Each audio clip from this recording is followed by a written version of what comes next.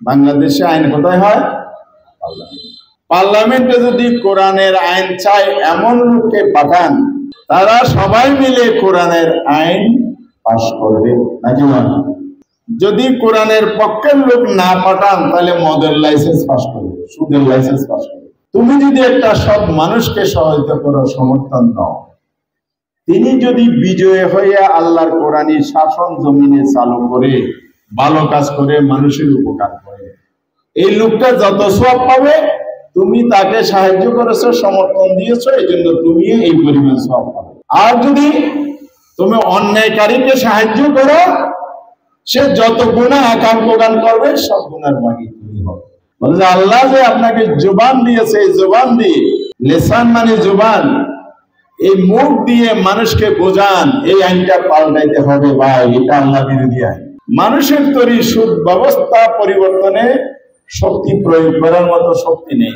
আসল শক্তি তো রাষ্ট্র শক্তি। বাধা দিলে তো রাষ্ট্র আপনার বিরুদ্ধে মামলা করে জেলে ঢুকাবে, পারবেন না। তাহলে আপনি সুদও খাবেন, নীরবে বসে থাকবেন, হবে? হবে না। শুধু নিকৃষ্ট জীব নয়, তার চাইতেও আরো অদম, আরো নিকৃষ্ট, নিকৃষ্টেরও নিকৃষ্ট হলো মানুষ। মানুষ সর্বশ্রেষ্ঠ, এটাও কোরআনের কথা। মানুষ সবচেয়ে নিকৃষ্ট, এটাও কোরআনের কথা। যার দিলের মধ্যে আল্লাহর ভয় আছে, সে জীবন চালায় আল্লাহর আইন অনুযায়ী। আল্লাহ যেটা করতে বলেছেন সেটা করবে, আল্লাহ যেটা নিষেধ করেছেন সেটা করবে না। আল্লাহ তাআলা যেটা জায়েজ বলেছে, হালাল বলেছে, এটা করবেন। আল্লাহর বিধান অনুযায়ী যেটা হারাম ঘোষণা করা হয়েছে সেটা করবেন। তখনই পুরোপুরি আল্লাহর নির্দেশ হুকুম মানা চলা হবে, যখন আমি আমার ব্যক্তি জীবনেও মানব, সংসারের মধ্যেও মানব, সমাজের মধ্যেও মানব, রাষ্ট্রের মধ্যেও মানব। এইভাবে যারা সকল ক্ষেত্রে আল্লাহর হুকুম মেনে চলেন, তাদেরকে সৃষ্টির সেরা জীব বলা হয়।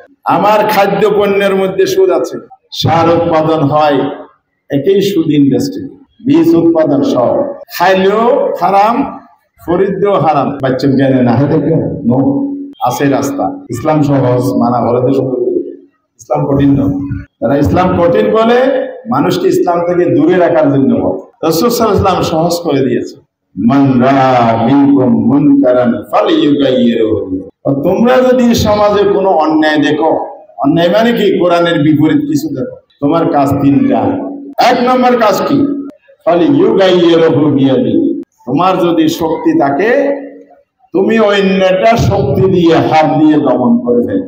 ওয়া ইল্লাম ইয়াস্তাতি, তোমার সেই শক্তি নাই।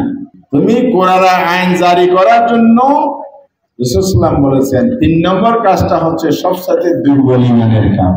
এখন ওনার কি ফার্স্ট ক্লাস ইমানদার হইবেন না থার্ড ক্লাস ইমানদার হইবেন?